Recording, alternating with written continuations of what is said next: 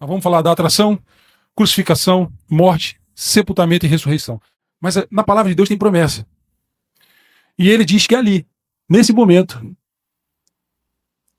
ele mata a velha criatura e ele faz nascer um novo ser.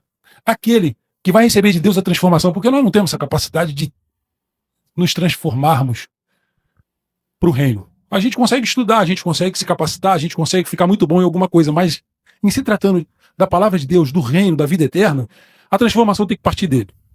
Qual o ponto cerne, então, Palmieri? De hoje. A Mauri, coloca pra gente, por gentileza, Carta aos Romanos, capítulo 6, versículo 4. Todo mundo conhece também.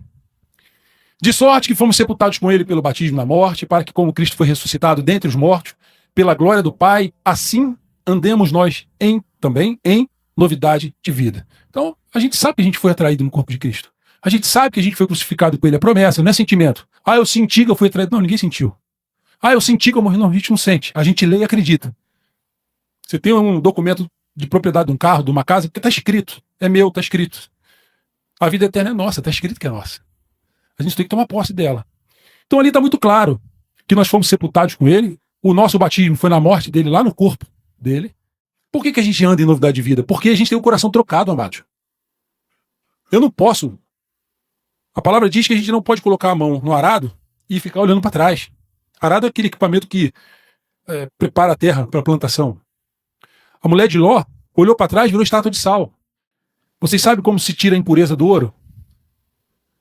É no fogo. E uma temperatura altíssima. Jesus passou por esse momento. Ele foi colocado no fogo para qualquer tipo de impureza, quando nós fomos atraídos no corpo dele, fosse queimado ali. Ok? Então olha só. Jesus lá na cruz, João 12:32, quando ele nos atrai no corpo dele, esse outro detalhe importante que ele não pode fugir da nossa linha de raciocínio é o culto racional, amados. Romanos 12, culto racional. Olha, eu fui atraído no corpo de Cristo. Cristo Santo, Filho de Deus, olha para cima e diz assim: Deus meu, em uma das versões, né? Deus meu, por que me viraste as costas ou por que me desamparaste? Naquele exato momento, lá na cruz, que era um instrumento onde se usava para matar as pessoas, humilhar as pessoas. Pendurado lá, ele nos atrai no corpo dele e fala isso. Não era ele. Vocês conseguem ver Jesus olhando para Deus e dizendo assim? Aliás, em todo momento ele chama Deus de Pai. Ali ele chamou Deus de Deus. Então, naquele momento eram vocês. Nós estávamos no corpo dele dizendo assim: Deus meu, por que me desamparaste? Fazendo referência, inclusive, se eu não me engano, ao livro de Salmos, e tem uma passagem que fala sobre isso. Jesus usou muitas vezes a própria palavra, repetindo o que estava escrito. Ali, ele nos atrai no corpo dele. Somos nós que falamos isso. O corpo dele é transfigurado. Já ouviram falar em Black Friday? Foi numa sexta-feira em que tudo escureceu. Essa é a verdadeira Black Friday. Escureceu tudo. Céu. Ali nós fomos atraídos no corpo dele e morremos com ele. Por isso, que não é só. O Rodrigo estava muito isso aqui, né? O que causa, o que faz transformação na vida da pessoa é você participar. Porque a palavra diz que nós participamos. Por isso que a carta aos Romanos, ela é rica nesse sentido. A carta aos Efésios, aos Colossenses, ela é muito clara. Nós fomos atraídos no corpo dele. Atraídos. E ele passou por isso. E se eu estava lá com ele, e eu estava, porque ele diz que eu estava, eu digo sim, porque eu tenho que acreditar nisso. Eu fui moído com ele. Quando ele vai à sepultura, ele leva o meu velho homem, para que eu, como nova criatura, eu ande em novidade de vida. Quer andar em novidade de vida? É você ter a vida de Cristo, viver em você. Você consegue ver Cristo vivendo em você quando você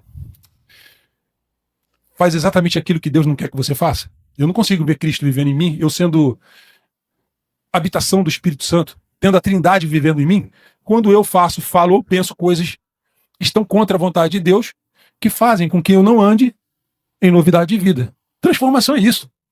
Transformação de mente, culto racional, qualquer busca que o amado faça para compreender essa obra, ou viver essa obra que Cristo fez por nós na cruz do Calvário, ela não é que ela termina, ela continua, né? Ela continua quando a pessoa é a habitação do Espírito Santo e ela anda em novidade de vida.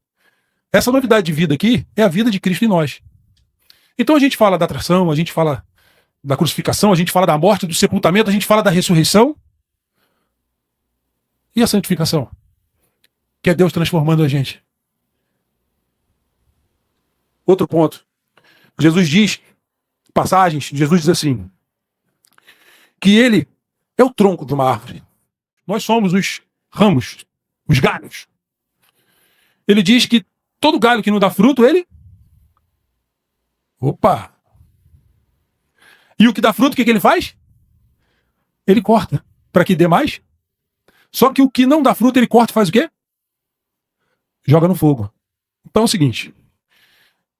Andar em novidade de vida é você ter a consciência que o tronco é Cristo, que você é o ramo, e que ele vai de vez em quando dar uma cortadinha em você, para você poder andar em novidade de vida. Ele vai tirar de você aquele gosto que você tem pelas coisas que não são dele, e vai colocar em você o gosto das coisas que são dele, e aí você passa a viver uma vida para dar frutos para ele. Então, quem mexe com planta aqui sabe, você poda a planta, ela cresce bonita, frondosa, e os frutos é um tratamento que você tem que dar. Você vai lá, aduba, né? Corta o galho, a árvore fica mais bonita. Olha ali, ó. Isso é novidade de vida. Para poder dar mais fruto. Então, olha só, amados.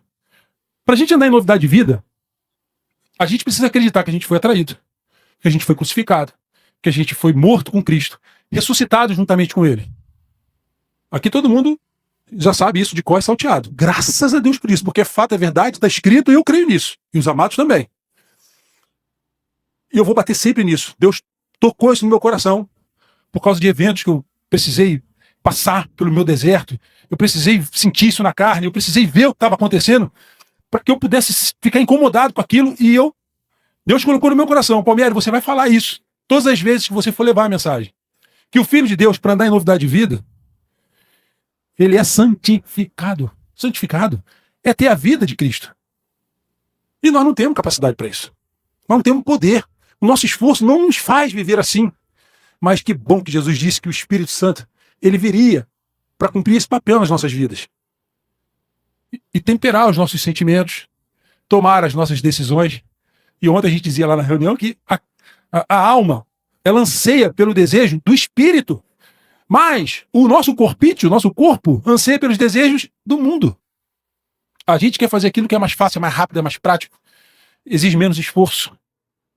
Jesus viveu 33 anos para ir à cruz. Não foi assim. Deus poderia ter dado uma solução assim, ó. Ele é Deus, mas ele não fez isso. Ele mandou Cristo. E todas as vezes que a gente achar que a gente está sendo injustiçado, é só você parar e analisar o seguinte: eu estou sofrendo mais do que Cristo sofreu? Eu estou sendo mais injustiçado do que Jesus foi? Eu estou sendo mais odiado do que Jesus foi odiado e até hoje, né? Porque ele é vivo.